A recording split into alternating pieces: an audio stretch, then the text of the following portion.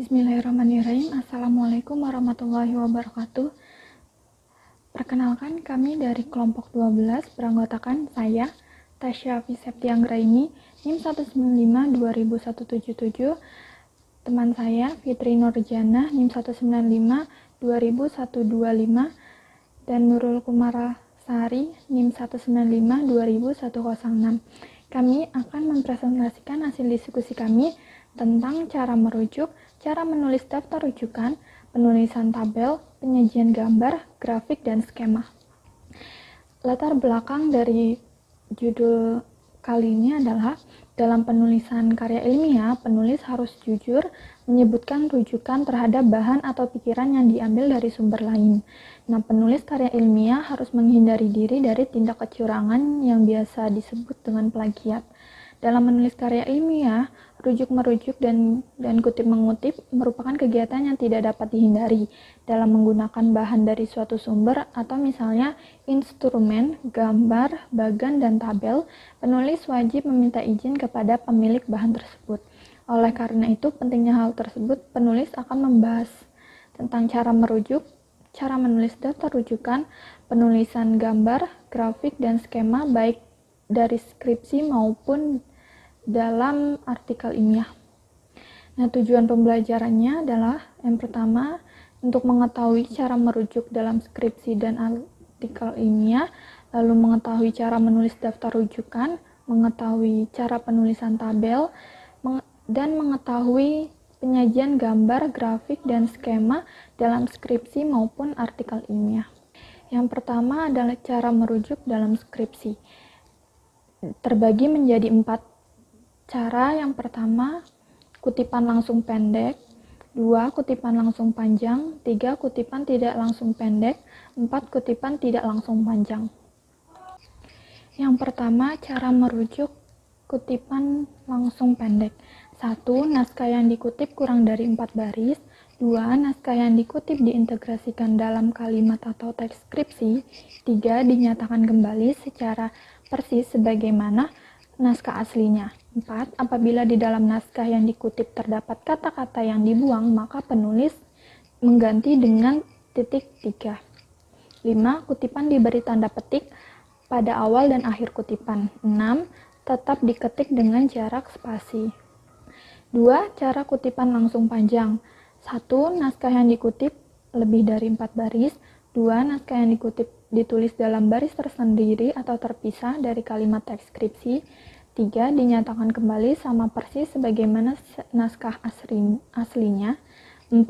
Apabila diambil naskah yang dikutip terdapat kata yang dihilangkan, maka penulisnya diganti dengan titik 3. 5. Kutipan diberi tanda petik pada awal dan akhir kutipan. 6. Kutipan diketik dengan jarak spasi 1. 7. Diketik masuk 7 ketukan dari margin kiri. 3. Kutipan tidak langsung pendek. Yang pertama, kutipan tidak langsung merupakan intisari pendapat yang dikemukakan.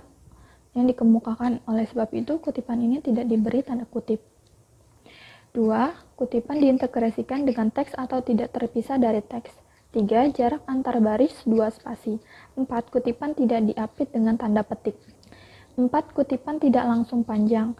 Yang pertama, penulisan sumber penulisan menggunakan format APA 2006.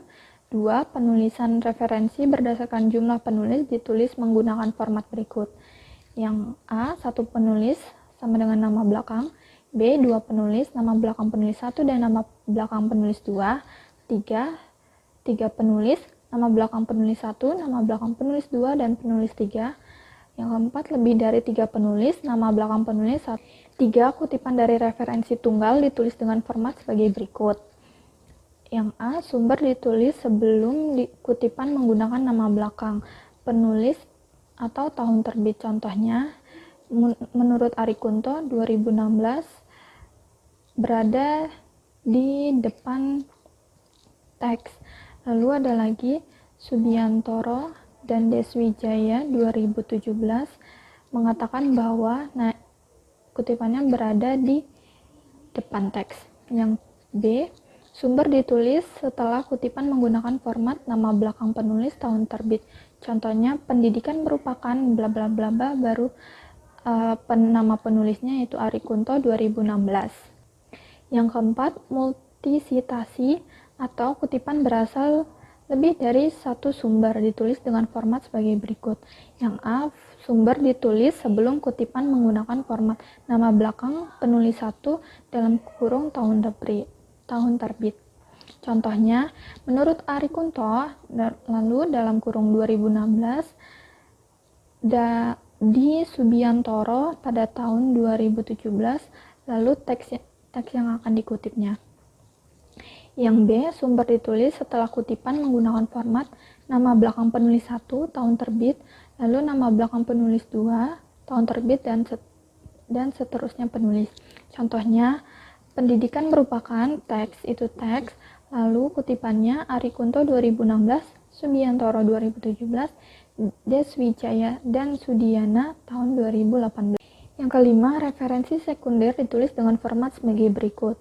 Yang A, sumber ditulis sebelum kutipan menggunakan format nama belakang penulis primer, yaitu nama belakang penulis sekunder dan tahun terbit, atau nama belakang penulis primer dalam nama belakang penulis sekunder tahun terbit.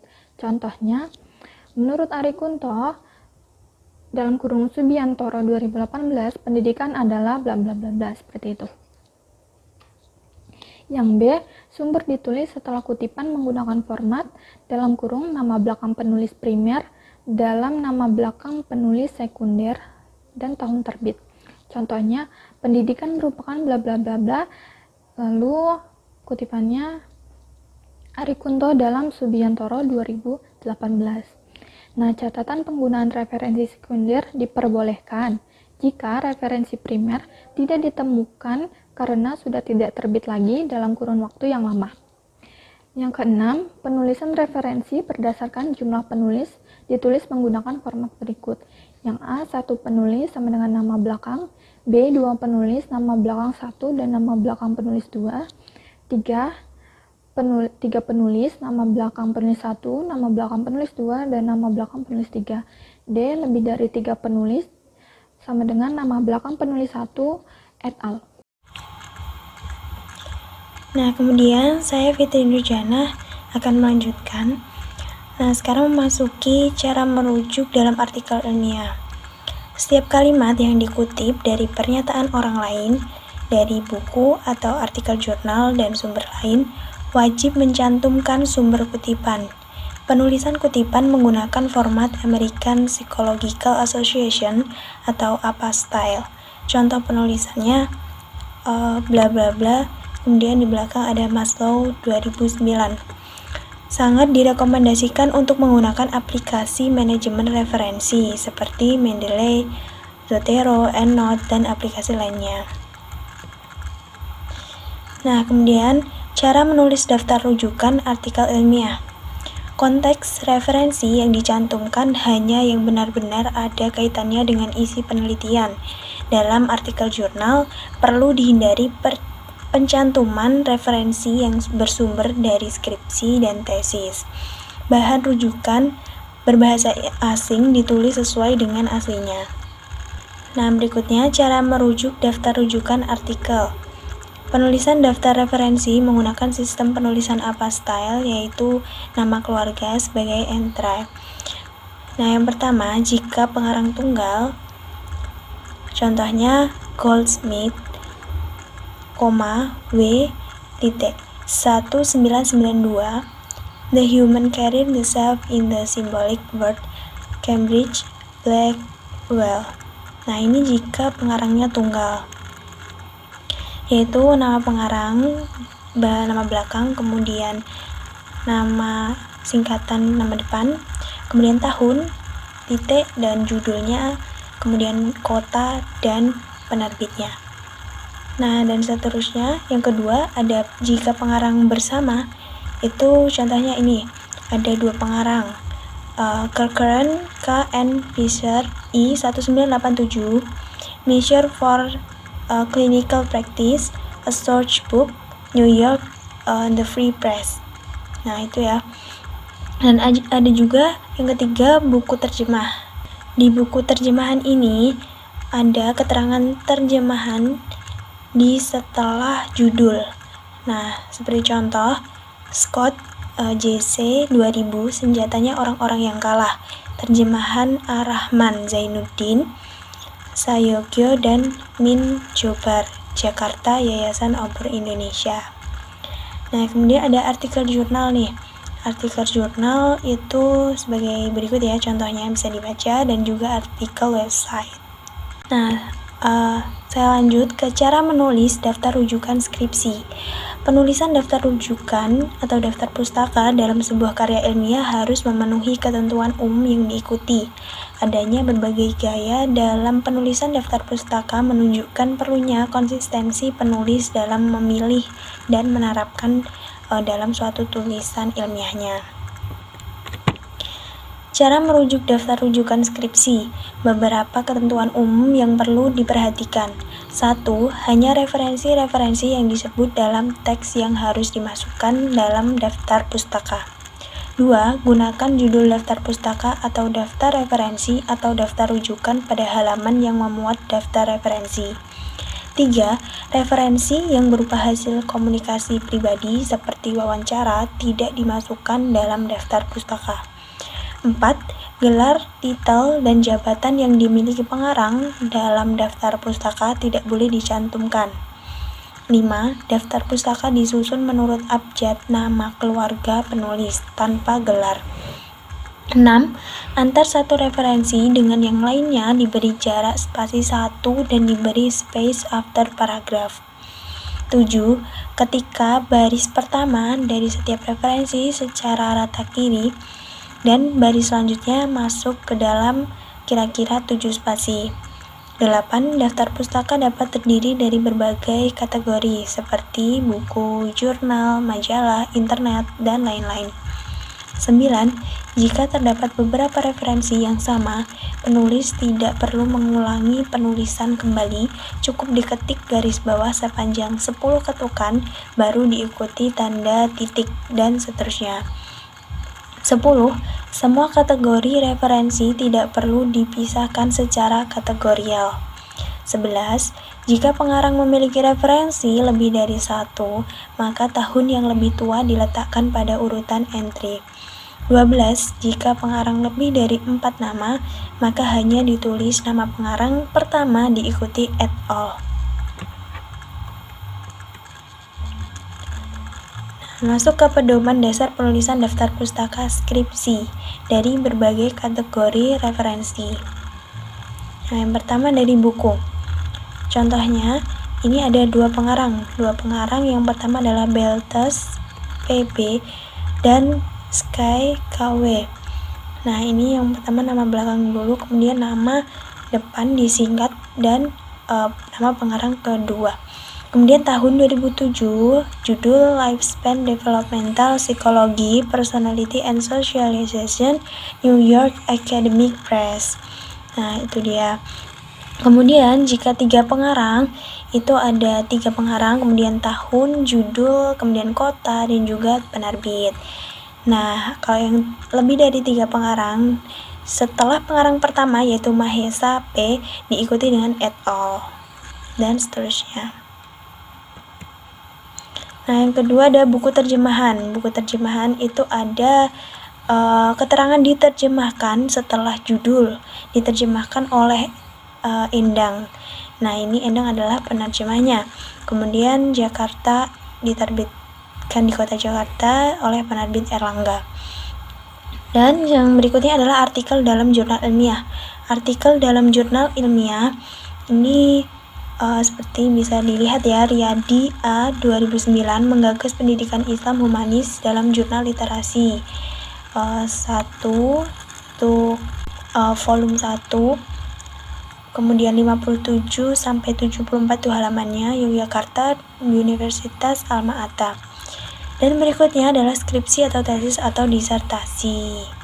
Nah, bisa dilihat ada keterangan disertasinya di setelah judulnya. Setelah judul, kemudian ada keterangan disertasi, kemudian kota, dan penerbit. Nah, yang selanjutnya adalah artikel di internet. Nah, bisa dibaca, bisa dilihat Ada juga artikel majalah dan naskah seminar atau pidato. Kemudian penulisan tabel skripsi. Yang pertama, ukuran huruf teks. Tabel menggunakan huruf 10 pt. Yang kedua, tabel disajikan di tengah antara batas tepi kanan kiri. Dan yang ketiga, kolom-kolom disusun dengan rapi sehingga mudah dibaca. Yang keempat, jarak antara baris teks di dalam tabel adalah 1 spasi. Yang kelima, garis batas tabel tidak melampaui batas tepi kertas dalam format tepi atas dan kiri 4 cm, tepi kanan dan bawah 3 cm. Yang keenam, kolom tabel diletakkan sejajar dengan panjang kertas. Yang ketujuh, tabel diletakkan di tengah halaman antara baris-baris teks. Yang kedelapan, tabel sebaiknya disusun dalam satu halaman ketika memerlukan ruangan yang besar. Dan yang kesembilan, dalam setiap tabel tentang data, di bawah tabel tersebut harus dicantumkan sumber dengan ukuran huruf atau font 10 dengan spasi tunggal. Yang ke-10, spasi baris teks dalam tabel menggunakan spasi tunggal. Yang ke-11, jika tabel dikutip dari suatu sumber, di bawah tabel dituliskan referensinya. Nah, kemudian ini adalah contoh penulisan tabel pada skripsi. Penulisan tabel artikel ilmiah. Format tabel tidak menggunakan garis vertikal. Hindari penggunaan tabel grafis secara bergantian untuk menampilkan data yang sama. Cukup gunakan salah satu. Nah, di bawah ini contoh dari penulisan tabel artikel ilmiah. Kemudian penulisan gambar, grafik, dan skema dalam skripsi. Yang pertama, gambar adalah konsep yang mengacu pada bagan, grafik, peta, diagram, histogram, atau foto. Yang kedua, garis batas gambar diletakkan sedemikian rupa sehingga garis batas tersebut tidak melampaui batas tepi kertas. Yang ketiga, untuk gambar besar, ukurannya diatur agar sejajar dengan batas tepi kiri dan kanan pengetikan. Sedangkan untuk gambar kecil, tidak sejajar, tapi jarak ke tepi kiri dan kanan sama. 4. Gambar yang memerlukan halaman yang lebih besar dari halaman naskah disajikan sebagai lampiran. 5. Setiap gambar disajikan dalam halaman yang tidak terpisah. 6. Jika gambar dikutip dari suatu sumber, di bawah gambar dituliskan sumber referensinya. Yang ketujuh, bagan. A. Bagan alir menampilkan langkah-langkah dalam proses. B. Diagram lingkaran. C. Diagram batang menampilkan beberapa bandingan. Berikut ini adalah contoh dari skema bagan dan diagram lingkaran. Bisa dilihat dan diperhatikan. Objek gambar yang dimasukkan dalam artikel harus berekstensi JPG atau shape yang telah disatukan atau grouping objek. Gambar pendukung diperbolehkan dimasukkan pada bagian hasil dan pembahasan dengan jumlah maksimal 4 gambar berukuran kecil atau sedang. Simpulan dari presentasi kali ini adalah cara merujuk dan menulis daftar rujukan dalam karya ilmiah ada bermacam-macam. Dalam Univet menggunakan style APA style. Nah, hal tersebut dipengaruhi juga oleh kaidah kutipan langsung atau tidak langsung, dan juga macam sumber yang dirujuk. Unsur yang ditulis dalam daftar rujukan secara berturut-turut meliputi 1. Nama penulis dengan urutan nama akhir, nama awal, dan nama tengah. 2. Tahun penerbitan. 3. Judul, termasuk anak judul dan subjudul. 4. Kota tempat penerbitan. Dan 5. Nama penerbit. Unsur-unsur tersebut dapat bervariasi tergantung jenis sumber pustakanya. Sekian dari presentasi kami. Mohon maaf bila terjadi kesalahan dalam penulisan maupun perbuatan perkataan. Sekian, wassalamualaikum warahmatullahi wabarakatuh.